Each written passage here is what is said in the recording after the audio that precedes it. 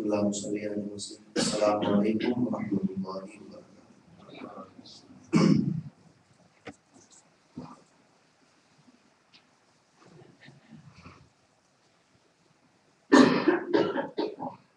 جو حضرات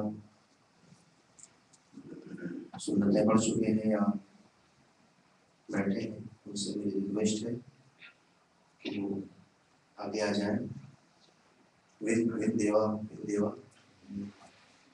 آگے آ جائیے پلیز، تاکہ جو بیچارے جاب سے یا ویسے ہی لیٹ سے آتے ہیں تو انہیں پیچھے بیٹھنے میں آسانی ہے، ورنہ آپ کے اوپر سے ہی وہ چھلانگ لگاتے ہیں، یہ درست نہیں ہے. آگے آ جائیے، آگے آ جائیے. جتنا قریب رہیں گے امام سے اتنا زیادہ ثواب ملے گا.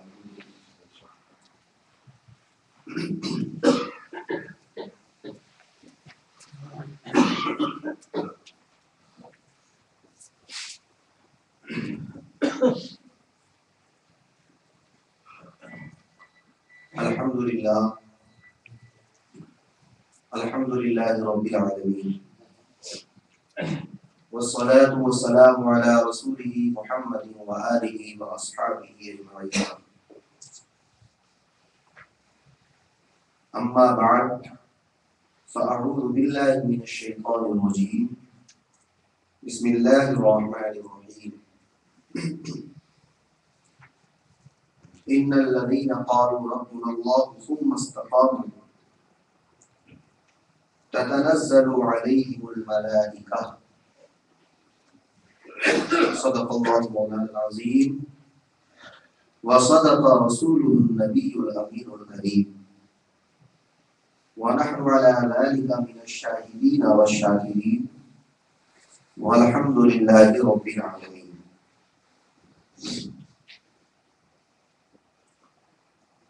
آج میری اسپیچ انشاءاللہ تعالی جل وعلا اپنے قوم کے، اپنے اسلام کے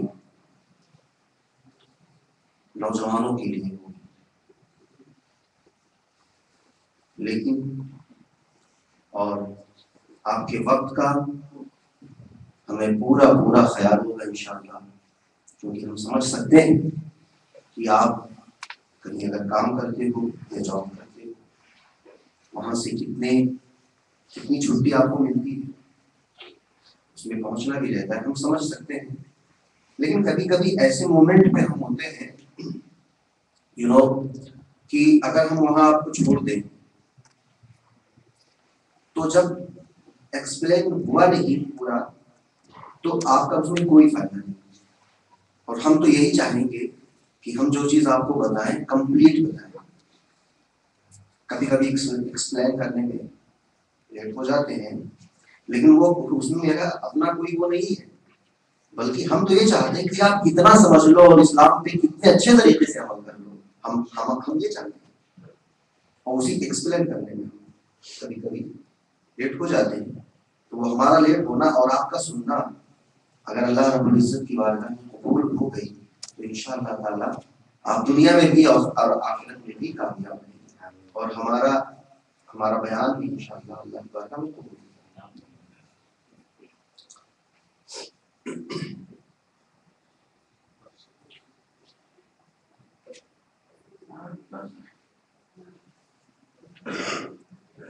مصطفیٰ جان رحمت پہ لاکھوں سلام، شمع بزم ہدایت پہ لاکھوں سلام، شہر یار علم تاجدار حرم، نو بہار شفاعت پہ لاکھوں سلام. اور وہ دہن جس کی ہر بات وحی خدا، اعلیٰ حضرت سرکار مجدد دین و ملت امام احمد رضا فاضل بریلوی رضی اللہ تعالیٰ فرماتے ہیں کہ وہ دہن، آقا کی شان میں وہ دہن جس کی ہر بات وحی خدا، یعنی کہ دہن کے معنی یہ منہ، یعنی سرکار کا منہ شریف، وہ دہن جس کی ہر بات وحی خدا، یعنی خدا کی وحی، خدا کا وحی، وہ دہن جس کی ہر بات وحی خدا، چشمہ علم و حکمت پہ لاکھوں سلام، چشمہ علم و حکمت پہ لاکھوں سلام، اور مجھ سے خدمت کے تجسی کہیں ہاں رضا، مصطفیٰ جانے رحمت پہ لاکھوں سلام۔ مصلیان کرام، میں نے اپنے اسپیچ کو شروع کیا ہے قرآن کی ایک آیت سے۔ وہ آیت کیا ہے؟ ان الذین قالوا ربنا اللہ ثم استقاموا تتنزل علیہم الملائکہ، بے شک وہ لوگ جنہوں نے کہا ہمارا رب اللہ ہے۔ رب کے معنی ہوتا ہے، رب مینس پالنے والا، ایگزیکٹلی اللہ میں پال رہا ہے، تو ہمارا رب اللہ ہے اور اسی پر وہ ثابت قدم رہے، یعنی اسلام پر ہی وہ ثابت قدم رہے۔ تو اللہ فرماتا ہے تنزل علیہم الملائکہ، تو ان پر ملائکہ نازل ہوتے ہیں، ملائکہ فرشتے، ان پر فرشتے نازل ہوتے ہیں۔ حضرات محترم، رمضان المبارک کے ہم آخری عشرے میں چل رہے ہیں، یا آخری عشرہ ليلۃ القدر بھی 27ویں شب بھی ہمارے آپ سے گزر گئی۔ آج 27 ڈے ہے، یعنی روزہ 27 روزہ ہے۔ میں آپ کو ایک بہت بڑے عالم اور ولی، اور وہ آج کے نہیں، کل کے نہیں، بہت پہلے کے، جن کا نام حضرت جلال الدین سیوطی رحمۃ اللہ علیہ، ان کی ایک کتاب شرح الصدور، یہ بڑی مستند اور بہت مقبولیت والی کتاب ہے، یہ بزرگوں کی کتاب ہے اور یہ پوری دنیا میں پڑھی جانے والی کتاب ہے، اہل علم اس کو پڑھتے ہیں۔ اس میں آپ نے ایک واقعہ نقل کیا ہے، اور وہ واقعہ یوں ہے،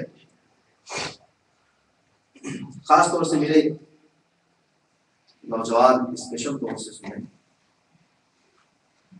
کہ اسلام کیسا مذہب ہے، اسلام پر چلنا کیسے ہے۔ میں نے فیل کیا ہے کہ جو ہمارے ایجڈ لوگ ہیں، 35 سے اوپر، 40 سے اوپر، میں نے فیل کیا، معاف کیجیے گا، ہو سکتا ہے کوئی نوجوان ایسا ہو جس کے ماں باپ اس کی اچھی تربیت کیے ہوں، لیکن میں نے دیکھا ہے کہ 30-35 سے اوپر کے لوگوں کو معلوم ہے کہ اسلام کی حقیقت اور ادب، لحاظ، عزت، اٹھنا بیٹھنا، بات کرنا بولنا، لیکن جو اس سے نیچے کے لوگ ہیں وہ انہیں یہ باتیں کم معلوم ہیں اور اس پر عمل بھی کم ہے۔ اس کی وجہ یہ ہے کہ انہوں نے سیکھا نہیں، کیونکہ جو 30-35-40 کے لوگ ہیں وہ سب جانتے ہیں، اور وہ کیسے جانتے ہیں؟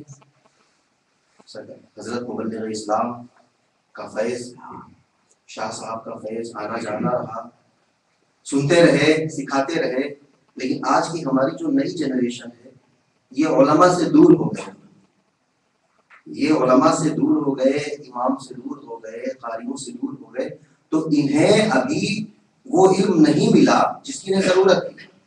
بہرحال حضرت جلال الدین سیوطی رحمۃ اللہ علیہ ایک واقعہ نقل کرتے ہیں، آپ فرماتے ہیں کہ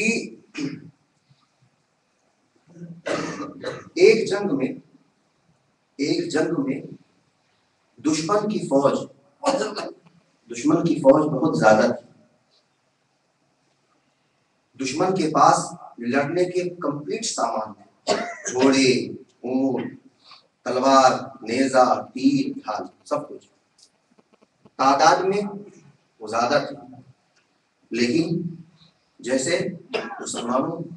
مسلمانوں کی طرف دیکھتے تو اس میں لڑنے والے کم، کسی کے پاس تلوار ہے تو روکنے کے لیے ڈھال نہیں، کسی کے پاس تیر ہے تو نیزہ نہیں، کسی کے پاس گھوڑا ہے تو کسی کے پاس اونٹ نہیں، کوئی پیدل ہے، اس طرح سے تھے۔ حضرت جلال الدین سیوطی رحمۃ اللہ علیہ فرماتے ہیں کہ لیکن قرآن میں ہے کم من فئۃ قلیلۃ غلبت فئۃ کثیرۃ باذن اللہ، اللہ فرماتا ہے کہ بہت سی تھوڑی جماعت ہے، یعنی چکت لوگ، وہ بکو لوگوں پر، بہت زیادہ لوگوں پر فتح پا جاتے ہیں، اور اس کی وجہ یہ ہے کہ وہ اللہ کے حکم سے، الا باذن اللہ، اللہ کے حکم سے فتح پا جاتے ہیں، یعنی تھوڑی جماعتیں کثیر جماعتوں پر اللہ کے حکم سے فتح پا جاتے ہیں، اور وہی ہوا کہ مسلمان تھوڑے تھے لیکن اللہ رب العزت کی ذات ان کے ساتھ تھی اور انہیں فتح ملی، لیکن اس میں کچھ مسلمان عیسائیوں کے ہاتھوں پکڑ لیے گئے، گرفتار ہوئے، اور گرفتار ہونے کے بعد عیسائی انہیں لے کے چلے گئے اور ان کو لے جا کے جو روم کا بادشاہ تھا ہرقل، اس کے سامنے پیش کرنا ہے کہ یہ وہ لوگ ہیں، یہ مسلمان وہ لوگ ہیں جو جنگ میں گرفتار کیے گئے، جنگ میں پکڑے گئے۔ اب آپ دیکھیے ان کے ساتھ کیا سلوک ہوتا ہے، جو لوگ ابھی بھی جہاں جنگ ہوتی ہے وہ جو فوجی پکڑ لیے جاتے ہیں تو ان کے ساتھ برا سلوک ہوتا ہے۔ تو مسلمانوں کو گرفتار کر لیا گیا، جو چند لوگ پکڑے گئے تھے ان کو لے گئے، وہ بادشاہ ہرقل کے سامنے پیش کیا، تو ان لوگوں میں تین ایسے نوجوان تھے جو ایک باپ ایک ماں کے بطن سے تھے، اور تینوں صحیح بھائی تھے اور تینوں نوجوان تھے۔ جب ہرقل کے سامنے ان کو پیش کیا گیا تو ہرقل نے کہا دیکھو تم تو ابھی نوجوان ہو تم لوگ، اور یہ تمہارے لیے اچھا ہوگا کہ اسلام کو چھوڑ کر کے مسیحیت میں داخل ہو جاؤ، اسلام کو چھوڑ کر کے عیسائیت میں داخل ہو جاؤ، اس کے بعد تم دیکھنا تمہاری زندگیاں کتنی عیش و عشرت کے ساتھ گزرتی۔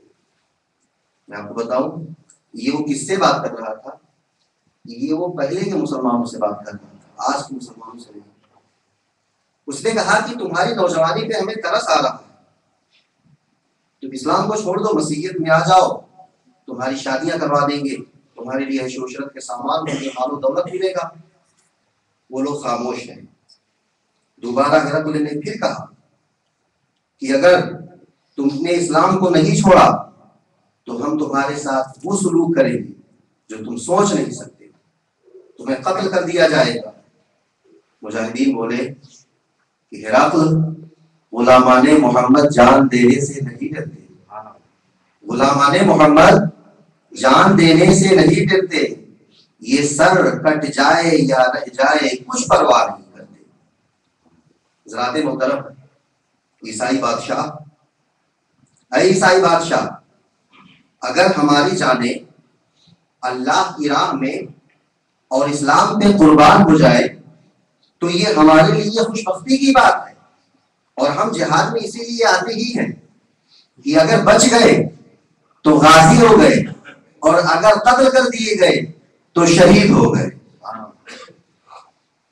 تو بادشاہ ہرقل نے کہا کہ یہ ایسے نہیں مانیں گے، ایک بار اور تمہیں موقع دیتا ہوں، سوچ لو، سوچنے کے بعد بتاؤ اسلام چھوڑتے ہو کہ نہیں۔ اگر اسلام چھوڑ دو، عیسائیت میں آ جاؤ تو تمہارے لیے امان ہے۔ انہوں نے کہا کہ یہ بادشاہ، ہماری آخری سانس کا بھی یہی جواب ہوگا کہ ہم جان تو دے سکتے ہیں مگر مصطفیٰ کا دیا ہوا ایمان نہیں دے سکتے۔ جب ان مجاہدوں کا یہی جواب رہا کہ ہم جان تو دے سکتے ہیں لیکن مصطفیٰ کا دیا ہوا ایمان نہیں دے سکتے۔ بادشاہ نے کہا ٹھیک، ایک اس نے بہت بڑا کڑاہا منگایا جس میں آپ جیسے تیل ڈال کے جو سب بناتے ہیں، اتنا بڑا کڑاہا کہ اس میں ایک انسان آرام سے ڈوب جائے۔ اس نے منگایا، اس میں آئل ڈلوایا، اس کے بعد اس کو گرم کیا، جب وہ تیل کھولنے لگا تو جو بڑا بھائی تھا اس کو اٹھا کے اس میں ڈلوا دیا اس تیل میں، وہ شہید ہو گئے، انا للہ و انا الیہ راجعون۔ اب پھر اس نے کہا دونوں سے کہ دیکھ لو شرف ایک بھائی کا، ابھی تم دونوں کے لیے ایک راستہ ہے، اسلام چھوڑ دو۔ انہوں نے کہا ہے بادشاہ ہم انتظار کر رہے ہیں کہ تو کب ہمیں شہادت کا درجہ دے گا۔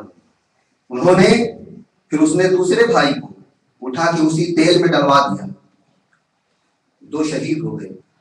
تیسرا جو چھوٹا تھا بالکل نوجوان، اسی مجمع میں بادشاہ ہرقل کا ایک وزیر تھا، اس نے کہا کہ اے بادشاہ تو ایسا کر کہ اس کی نوجوانی میں ہمیں ترس آ رہا ہے، اور مجھے امید ہے کہ اگر تو مجھے اس کو دے دے تو یہ اسلام کو چھوڑ کر کے مسیحیت میں داخل ہو جائے گا، میں اس کا وعدہ کرتا ہوں، ضمانت لیتا ہوں۔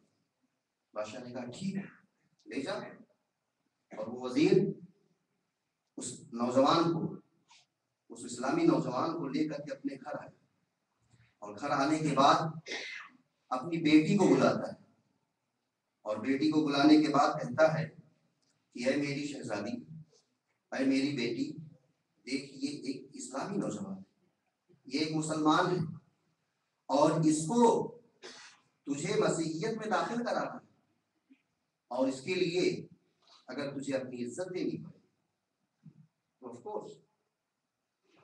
بیٹی نے کہا کہ والد محترم یہ تو میرے بائیں ہاتھ کا کھیل ہے، یہ تو میں چٹکیوں میں اس کو اسلام سے ہٹا کے مسیحیت میں داخل کر دوں گی۔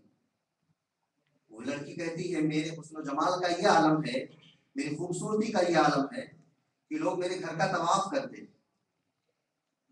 اچھا رات ہوتی ہے، سورج ڈوب جاتا ہے، رات کی سیاہی آسمان کی کناروں پر پھیل جاتی ہے، نوجوان کمرے میں بند ہے، رات ہوتی ہے کہ وزیر نے کہا بیٹی جاؤ، آپ دیکھیں کہ یہ کرسچن، یہ عیسائی اپنے مذہب کے کتنے پکے ہوتے ہیں کہ یہ ایک آدمی کو اپنے مذہب میں داخل کرنے کے لیے اپنی بیٹیوں کی عزت کو داؤں پہ لگا رہے ہیں۔ ان کے مذہب میں ہے، وہ بیٹی اندر جاتی ہے پوری زینت کے ساتھ، سج سنور کے جب جاتی ہے اور دیکھتی ہے تو کیا دیکھتی ہے کہ وہ نوجوان قرآن پڑھ رہا ہے۔ سبحان اللہ، وہ نوجوان قرآن پڑھ رہا ہے۔ لڑکی بیٹھ جاتی ہے، وہ سوچتی ہے ابھی ہماری طرف دیکھے گا، ابھی ہماری طرف دیکھے گا، لیکن نوجوان قرآن پڑھتا چلا جا رہا ہے، قرآن پڑھتا چلا جا رہا ہے۔ وہ لڑکی رات گزر گئی، باہر آئی، اور اس کے بعد وزیر نے کہا کہ بیٹی کیا ہوا، تمہارے رات کا قصہ کیا ہے؟ بیٹی نے کہا شاید ابا جان یہ رات اس کی عبادت کی رات تھی، اس لیے وہ نوجوان عبادت کر رہا تھا اور اس نے میری طرف نگاہ اٹھا کے نہیں دیکھا، مگر میں کہتا ہوں جن نگاہوں میں حسن مصطفیٰ بس چکا ہو وہ نگاہیں کب دنیا کی طرف جائیں گی۔ حضرات محترم، اسی طرح جب دوسری رات میں لڑکی جاتی ہے تو کیا دیکھتی ہے، وہ نفل پڑھ رہا ہے۔ اسی طرح وہ جس رات میں پہنچی، نوجوان کہیں قرآن پڑھ رہا ہے، نوجوان کہیں تلاوت کر رہا ہے، نوجوان کہیں عبادت و ریاضت کر رہا ہے، اور اسی طرح جب 39 دن گزر گئے، 40ویں رات آتی ہے، 40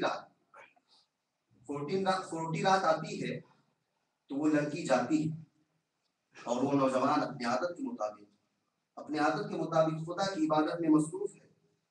حضرات محترم، یہ وہی لوگ ہیں جن کے تعلق سے اللہ رب العزت نے فرمایا اولئک علیہم صلوات من ربہم ورحمہ، کہ انہی پر میری رحمتیں اور برکتیں ہیں۔ کن لوگوں پر؟ انہی ایسے ہی نوجوانوں پر اللہ کی رحمتیں اور برکتیں ہیں۔ لیکن جب وہ لڑکی پہنچتی ہے اور دیکھتی ہے کہ نوجوان آج پھر عبادت میں مصروف ہے، اور میرے باپ نے کل 40 رات کی ذمہ داری لی تھی کہ 40 رات میں ہم اس کو اسلام سے چھوڑا کے مسیحیت میں داخل کرا دیں گے، اور وہ آج ختم ہو رہا ہے۔ لیکن کہتے ہیں کہ اسلام اگر آپ ایمان پر رہیں کسی کے ساتھ، ایمان کے ساتھ رہیں تو اللہ رب العزت اس کے دل میں رحمت ڈال دیتا ہے. ہر رات اس کی عبادت اور قرآن خوانی دیکھ کر لڑکی کی زندگی میں انقلاب آتے ہیں اور وہ کہتی ہے کہ آخر وہ کون سا ایسا حسین ہے نوجوان جو تیری نگاہوں میں بسا ہوا ہے اور میرے حسن پہ تیری نظر نہیں جا رہی ہے. تو نوجوان کہتا ہے کہ نبیوں میں نبی ایسے کہ ختم الانبیاء ٹھہرے اور حسینوں میں حسین ایسے کہ محبوب خدا ٹھہرے، کہ وہ محبوب خدا کی ذات ہے جو ہماری نگاہوں میں بس چکا ہے. ارے ہمارا دل تو مدینہ کے بازار میں بک گیا ہے. تم اے لڑکی اب تم کیا خریدو گی؟ ہمارے دل پر، ہمارے دماغ پر، ہماری آنکھوں میں رسول اللہ کے جلوے کا قبضہ ہے، اب کسی کا قبضہ نہیں ہو سکتا ہے. حضرات محترم، وہ لڑکی آخر میں کہتی ہے کہ یہ مسلمان، میں ایسے مذہب پر لعنت بھیجتی ہوں کہ جو اپنے قوم کی لڑکیوں کی عزت داؤں پہ لگاتے ہیں، اور ایسے اسلام کو قبول کرنا چاہتی ہوں کہ جس میں امن و شانتی کا پیغام ہوتا ہے. اے نوجوان، مجھے کلمہ پڑھا اور اسلام میں داخل کر. نوجوان کہتا ہے پڑھ اشہد ان لا الہ الا اللہ واشہد ان محمد عبدہ ورسولہ. حضرات محترم، کبھی ہمارے اسلاف ایسے ہوا کرتے تھے، کبھی ہمارے نوجوان ایسے ہوا کرتے تھے. آج ضرورت نہیں کہ آپ تلوار اٹھائیں، آج ضرورت نہیں ہے کہ آپ بندوق اٹھائیں، آپ تلوار اٹھائیں، یہ سب اٹھائیں، یہ ضرورت نہیں ہے. بلکہ ضرورت اگر ہے تو یہ کہ ہم اپنے کردار کو، اپنے عمل کو بہتر بنائیں، تاکہ ہمارے کردار کو، ہمارے عمل کو دیکھ کر کے لوگ ہم سے عبرت حاصل کریں. حضرات محترم، جب وہ لڑکی اسلام لے آتی ہے اور اسلام لانے کے بعد کہتی ہے کہ اے شہزادے، میں استبل سے 2 گھوڑے لاتی ہوں اور ہم لوگ رات میں یہاں سے نکل چلتے ہیں، اور ایسے ہی کرتے ہیں. وہ 2 گھوڑے لاتے ہیں اور رات میں نکل چلتے ہیں. وہ لوگ نکل آتے ہیں گھر سے اور چلتے چلے جاتے ہیں. جب رات بھر چلنے کے بعد گھوڑے دوڑاتے رہے کہ اب تو ہم بہت دور چلے آئے ہیں، اب ہمیں کوئی گرفتار نہیں کر سکتا. تو کیا دیکھتے ہیں، جب فجر کا وقت ہوتا ہے تو انہوں نے محسوس کیا ہے، فیل کیا کہ ہمارے پیچھے کوئی لشکر آ رہا ہے، ہمارے پیچھے دھول اڑ رہی ہے، کوئی لشکر ہمارا پیچھا کرتے آ رہا ہے. لڑکی ڈر جاتی ہے. نوجوان تسلی دیتا ہے کہ اے لڑکی ڈر مت، میں مجاہد ہوں، مجاہد. سینکڑوں کے لیے ایک مجاہد اسلام ہی کافی ہے. جب وہ دھول قریب آ جاتی ہے تو کیا دیکھتے ہیں وہ لوگ کہ ارے یہ تو ہمارے وہی دونوں بھائی ہیں، گھوڑے پہ آ رہے ہیں، جن کو ہماری آنکھوں کے سامنے بادشاہ نے تیل میں ڈلوا دیا تھا اور وہ تو شہید ہو گئے تھے. وہ بڑے تعجب میں ہو جاتے ہیں کہ یہ اللہ، یہ کیا ماجرا ہے؟ جو ہمارے سامنے شہید ہو گئے وہ گھوڑے پہ سوار ہو کے ہمارے سامنے آ رہے ہیں. تو جب وہ دونوں بھائی دیکھتے ہیں کہ یہ لوگ تعجب کر رہے ہیں تو وہ فرماتے ہیں کہ اے میرے چھوٹے بھائی، تمہیں یاد نہیں قرآن میں اللہ نے فرمایا وَلَا تَقُولُوا لِمَنْ يُقْتَلُ فِي سَبِيلِ اللَّهِ أَمْوَاتٌ بَلْ أَحْيَاءٌ وَلَٰكِن لَّا تَشْعُرُونَ، کہ جو لوگ اللہ کی راہ میں اپنی جانیں قربان کر دیتے ہیں وہ مرتے نہیں ہیں بلکہ وہ تو زندہ ہوتے ہیں، اور تمہیں ان کی زندگی کا شعور نہیں.